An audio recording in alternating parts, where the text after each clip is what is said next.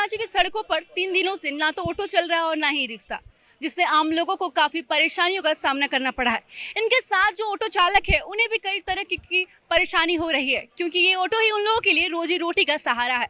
रोजी रोटी का सहारा है और इसे जिस तरीके से इन्होंने बंद किया है, इन लोगों के लिए एक बड़ी चुनौती और बड़ी परेशानी निकल कर सामने आ रही है। इसलिए हम जो ऑटो चालक हैं उनसे बात करते हुए जानते हैं किन किन परेशानियों का सामना इन्हें इस दौरान करना पड़ रहा है और ये जो इनका हड़ताल है वो कब तक चलने वाला है। देखिए, हम ई रिक्शा वाले हैं। आज मेरे साथ बहुत नाइंसाफी हो रहा है। ना रोड में गाड़ी चलाने दे रहा है, ना कहीं जाने दे रहा है। जहाँ तहाँ गाड़ी पकड़ के ले जा रहा है और फाइन कटा रहा है। कभी 3,000, कभी 5,000, कभी 8,000। आज मेरा रूम के किराया नहीं दे पा रहे हैं, ना घर में खर्चा चला पा रहे हैं, ना स्कूल का फीस दे पा रहे हैं, ना बिजली बिल दे पा रहे हैं, कुछ नहीं दे पा रहे हैं। बताइए हम लोग कहाँ जाएंगे? इस तरह से अगर प्रशासन गाड़ी पकड़ के ले जाएगा और फाइन काटेगा तो हम लोग कैसे चलाएंगे रोड में? प्रशासन को समझना चाहिए कि ये लोग गरीब आदमी लोग हैं, पढ़ा लिखा लड़का नहीं है जो कोई दफ्तर में जाकर नौकरी कर लेगा। ये लोग अनपढ़ है जो किसी तरह अपना रोजी रोटी चला रहा है, अपना बाल बच्चा का पालन पोषण कर रहा है, अपना घर चला रहा है। जिस तरीके से अभी आपने कहा कि एक तो सरकार रोजगार नहीं दे रही है, दूसरी ओर जो व्यवसायी है, जो उनका जो साधन है रोटी कमाने का, उसे भी उस पर भी नजर बनाए रखी। क्या कहेंगे उसके लिए आप? देखिए, जो पढ़ा लिखा नौजवान लड़का है जो पुलिस का दौड़ कर रहा है, चाहे जो आर्मी का दौड़ कर रहा है, उन लोग को नौकरी नहीं दे रहा है। जो यूपीएससी तैयारी कर रहा है उसको नौकरी नहीं दे रहा है, तो हम लोग को कहाँ से देगा रोजी? हम लोग अपना से ई रिक्शा खरीद के चला रहे हैं, अपना रोजी रोटी कर रहे हैं, पेट भर रहे हैं, बच्चा लोग का पालन पोषण कर रहे हैं। किस्त भरा चुका है आपका ई रिक्शा का? अभी किस्त नहीं भराया हुआ है हम लोग का। किस्त चल रहा है। रोज फाइनेंसर वाला, HDFC बैंक वाला सब फोन करता है कि किस्त जमा करिए। आज हम 3 महीना से गाड़ी नहीं चला रहे। 3 महीना से मेरा गाड़ी पकड़ा रहा है। कभी लालपुर थाना पकड़ता है तो कभी गोंदा थाना पकड़ता है। हम नहीं चला पा रहे हैं गाड़ी। परसों हम 15,000 भर के आए। बताइए, इस तरह से चलेगा तो कैसे हम लोग करेंगे? तो देखिए, ये अपने बच्चे के लिए बैग लेकर जा रहे हैं मजबूरन। हालांकि 3 दिनों से ये हड़ताल पर है, लेकिन अपने बच्चों को खुश करने के लिए उनके लिए स्कूल बैग लेकर जा रहे हैं। तो इनसे ही बात करेंगे और जानेंगे कि आखिरकार क्या कुछ कहेंगे। इन 3 दिनों में इन्हें कितनी परेशानी हो रही है और जिस तरीके से जो बच्चे जो इनसे सवाल कर रहे हैं उन्हें किस तरीके से टलका रहे हैं। 3 दिनों तक आपकी जो रोजी रोटी की जो साधन है वो बंद है। बात इसमें कोई झूठ नहीं है। और सबसे बड़ी माफ़ी मांगेंगे जनता से कि जो तकलीफ हुआ उसके लिए बहुत बड़े माफ़ी मांगेंगे कि तकलीफ हुआ, मगर हम लोग भी मजबूर हैं और हमारी तकलीफ कोई नहीं देख रहा है। ना मंत्री देख रहा, ना विधायक देख रहा, ना सरकार जो बैठे वो लोग देख रहे हैं। आप 3 दिन से आपका जो साधन है वो बंद है रोजी रोटी का, लेकिन फिर भी आप अपने बच्चे को खुश करने के लिए बैग लेकर जा रहे हैं। पढ़ाना है, सबको पढ़ाना है, बच्चे को, सबको चिंता अपने बाल बच्चों पर लगा हुआ है। तभी तो इस यहाँ पे रोड पर इस धूप में खड़े हुए सारे पब्लिक। हम लोग करें क्या? उपाय नहीं है। पढ़ लिख करके आइए, BA कर करके, कर्जा ले करके गाड़ी लिया आदमी। प्रशासन जाइए तो बोलता है आपको टोकन दीजिए, फलाना कीजिए, चिलाना कीजिए। तो जब आपको परमिट का जब प्रावधान है, जिस समय लेना था उस समय आप नहीं दिए, और जब गाड़ी हम लोग ले लिए तब आप हम लोग को ये दिखा रहे पेपर कि ये चाहिए वो चाहिए। तो कहने का मतलब इतना ही है कि जब आपके पास पावर है तो RTO को लिख दीजिए चिट्ठी के बिना आपका ये कहने रजिस्ट्रेशन होगा गाड़ी। बिना परमिट के गाड़ी रजिस्ट्रेशन है, कोई खरीदेगा ना? लैट्रिन साफ करेंगे हम लोग, गंदा साफ करेंगे, क्या जरूरत है पढ़ लिख करके गाड़ी चलाने का? कोई जरूरत नहीं है। जिसको जो समझ में आएगा वो करेगा। कितना परेशान नहीं हो रहे आप लोग? घर पे कितना मैंने परेशानी का कोई लिमिट नहीं है। परिवार का दर्द हम लोग देख सकते हैं, पब्लिक का दर्द है, दिख रहा है, जिसका कोई मुंह से व्याख्या नहीं कर सकते। क्योंकि हम लोग जिस स्तर पे हम लोग जैसे ही पब्लिक चलने वाला है, गाड़ी वाले तो गाड़ी वाले चल रहे हैं, हम लोग आपके जैसे सब परिवार वाले चल रहे हैं। कितना तकलीफ है। रोज का 200 रुपये कमाने वाला, बर्तन धो रहा, वो लोग रोती हैं, बोलती हैं, क्या करें, हम लोग मजबूर हैं। घर पे बच्चे जो परिवार है वो आपसे सवाल करते होंगे कब तक ये आप लोग का हड़ताल इसी तरीके से चलता रहेगा, क्योंकि उन्हें भी पैसों की जरूरत है, साग सब्जी की जरूरत है। हम लोग तो बोल दिए कि सरकार पर सब कुछ है, अगर सरकार कल चाहे कल छोड़ा दे। सवाल तो करते ही होंगे आप लोग, कैसे जवाब देना बहुत मुश्किल होता होगा आप लोग? बहुत ज्यादा मुश्किल है। मुश्किल इस तरह है कि मैंने कुछ बोले, बेटा को सहला के बुला के कर दिया जाता है, काम करा दिया जाता है, क्या किया जाएगा? कोई उपाय नहीं है, ऑप्शन भी नहीं है। 3 दिन से आप लोग सभी लोग हड़ताल पर है, तो इस हड़ताल से आप लोग भी काफी प्रभावित हो रहे होंगे। घर पे बच्चे इंतजार करते हैं कि पापा आएंगे, कुछ लेकर आएंगे, सब्जी लेकर आएंगे, तब घर पर एक टाइम का खाना बनेगा। क्या कहेंगे इसके लिए आप? हम इसके लिए यही कहेंगे कि हर किसी को जीने का एगो उम्मीद और एक व्यवस्था होती है। जैसे हम लोग अपने से खुद को रोजगार ढूंढे जिससे कि हम लोग का बाल बच्चा का पालन पोषण हो सके।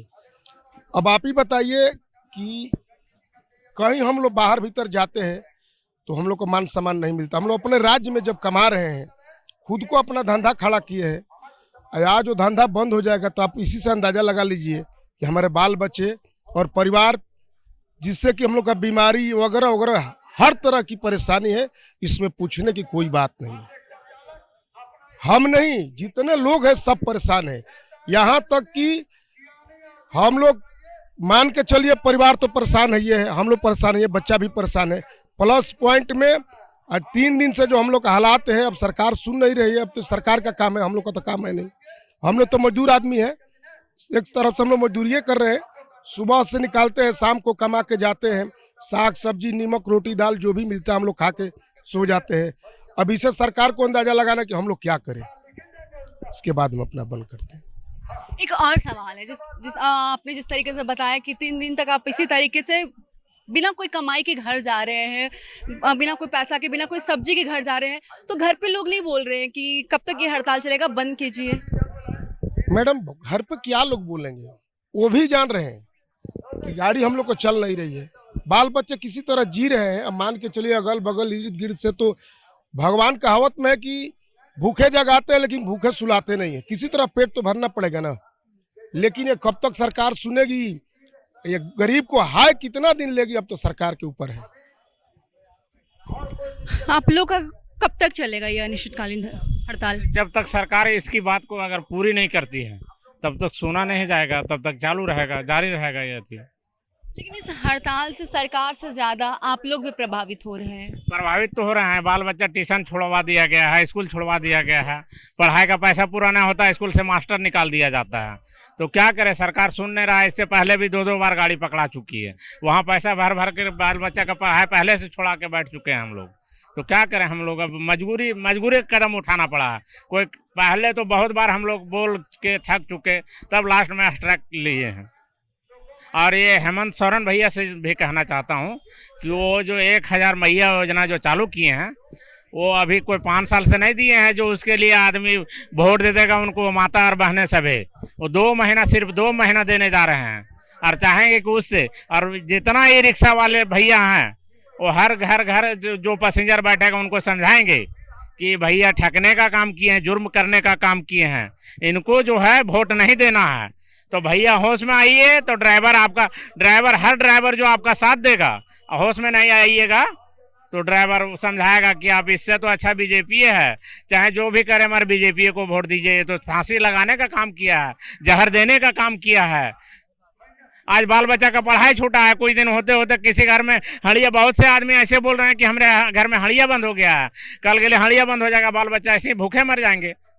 तो फांसी लगाने का काम है। एसपी साहब भी कल बोले कि हम पढ़ के आए हैं। भैया आपके पापा मम्मी के पास पैसा था तो आप पढ़ के आए, और जिसका बच्चा बाप माँ के पास पैसा नहीं है उसको आप रोजगार दिए हैं। वो तो ई रिक्शा चला करके, ऐसे चला करके वो भी चाहता है कि हमारे बेटा पढ़ करके IAS बने, IPS बने, मगर आप उसका रोजगार पेट में चाकू मार दिए हैं तो मार दीजिए। उनका बाल बच्चा को भी आप फांसी का जहर दे दीजिए, एक पुड़िया कि खिला खिला के मोरा देगा, आप ही का बाल बच्चा राज करेगा, आप ही ऐश कीजिए। इससे तो अच्छा था अंग्रेज, कि अंग्रेज कहता था कि काम करो तो उसका आदमी उसके पीछे पीछे घूमता था। तो आज वही आप भी करवाइए। अब बोलिए तो आपके घर में हम झाड़ू और पोछा लगाते हैं। अंग्रेज वाला शासन ले आइए आप। कब तक चलेगा ये आप लोग का? ये हम लोग का जब तक सरकार अभी बोल दे कि नहीं तुम लोग को नहीं कुछ परेशानी नहीं करेंगे, तब तक सरकार को देखिए, कागज खोजना है कागज खोजे, परमिट खोजना परमिट आप दे लीजिए ना, परमिट दिए नहीं यार, खोज रहे हैं, बोल रहे हैं 1917 और 18 का परमिट खाली चलेगा 1000। उस दिन से आदमी पैदा लिया, उसको फांसी दे दीजिए आप। उस दिन से 18 साल के बाद में लड़का युवा हुआ है नहीं काम करने वाला। 18 साल के पहले बोलते हैं बेरोजगार है, अथी है, वो नहीं काम, नाबालिग है। उसके बाद तो बालिग हुआ है नहीं, उसको आप रोजगार दे दीजिए। अभी रोजगार सरकार दे, हम गाड़ी को बीच रास्ते में आग लगा के चले जाएंगे। काहे ले, जब हमको रोजगार मिलेगा काहे चलाएंगे गाड़ी? कौन आदमी नहीं चाहता कि हम हेलीकॉप्टर पर घूरे? जो एक बच्चा भी होगा वो कहेगा कि पापा हमको हेलीकॉप्टर पर चढ़वा दीजिए ने, मगर उसके लिए उसके पास पैसा होगा तब तो बच्चा को चढ़ाएगा हेलीकॉप्टर पर। आप क्या कहना चाहेंगे? हम भी यही कहना चाहेंगे कि जैसे कि रोजगार मिलेगा तब उस पर आदमी काम करेगा। ई रिक्शा हम लोग चला रहे हैं, ई रिक्शा का जैसे परमिट नहीं दिए हैं, परमिट दिए हैं 2017 में 900 कुछ परमिट है। परमिट लगाने के बाद भी गाड़ी चलता है तो पुलिस प्रशासन पकड़ लेता है। पहले तो 2000-3000 लेके फाइन करके छोड़ देता है, अभी तो कोर्ट का सिस्टम कर दिया है। अब ऐसा कर दिया है कि प्रशासन खुद बोला है कि आप पुराना परमिट लगा के गाड़ी चला सकते हैं। चला रहे हैं तो देख रहे हैं कि पकड़ ले रहा प्रशासन, कभी 10,000, कभी 20,000, कभी 25,000 ऐसा फाइन है। अब तो यहाँ पर कर दिया है कि सीधे कोर्ट से छुड़ाइए गाड़ी। यहाँ खाने के लिए आदमी के लिए पास पैसा नहीं है तो कोर्ट कौन जाएगा? कभी कोई कोर्ट भी नहीं देखा है, कोई प्रशासन कोर्ट कोई देखे तब जानेगा। रोज कमाने खाने वाला आदमी है, क्या करेगा इसमें, किसके बाद भागेगा? उसी विरोध में हम लोग यहाँ बंदी किए हैं, उसी कतार पर चल रहे हैं। जैसे कभी आज हम लोग का शर्त मान लेता है सरकार या प्रशासन तो हम लोग वापस चालू हो जाएंगे।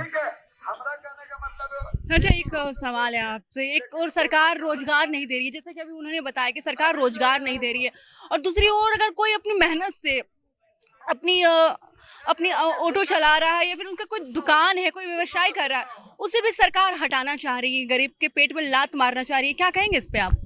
देखिए, नंबर एक बात कि बहुत सारे ऑटो चालक, जैसे मेरा सिर्फ एक ही साधन है ऑटो, ठीक है।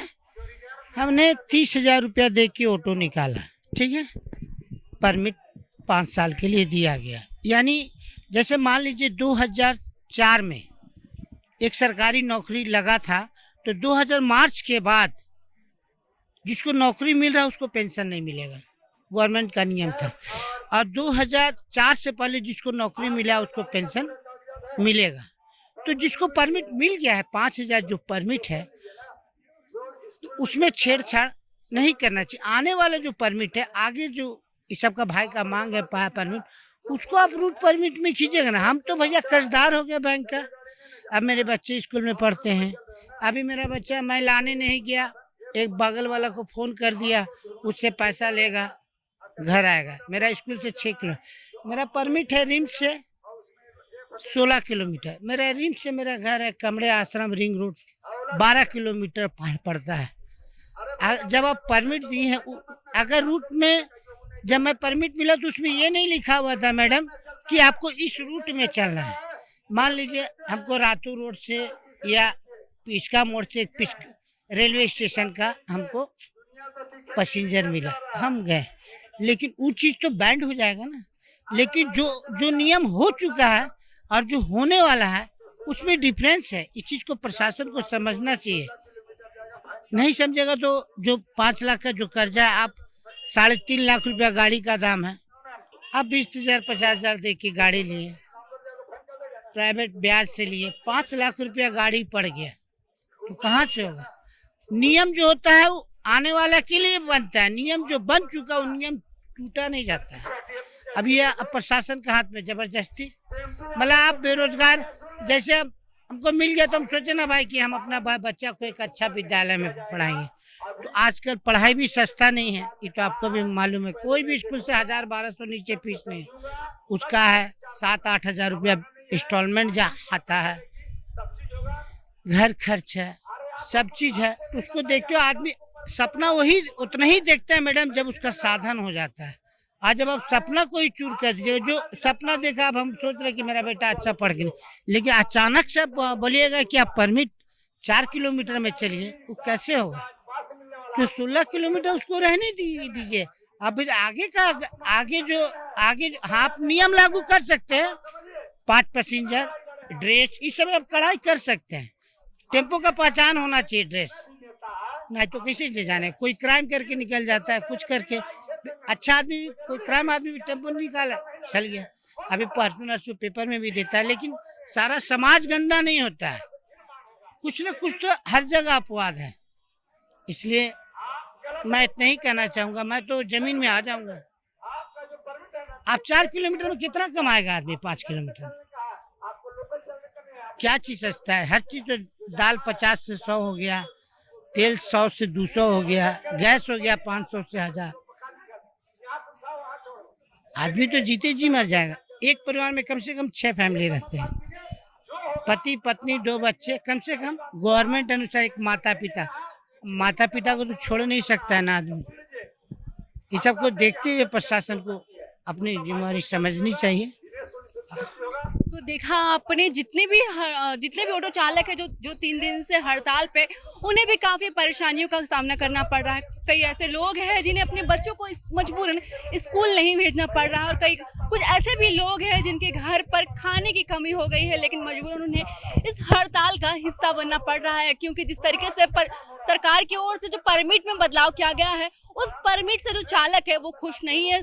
जो ऑटो चालक है वो चाहते हैं कि पुराने परमिट के ही आधार पर जो अभी भी ये परमिट को बनाया जाए। अपने वीडियो जर्नलिस्ट रवि के साथ महक Mishra, the news post, Ranchi.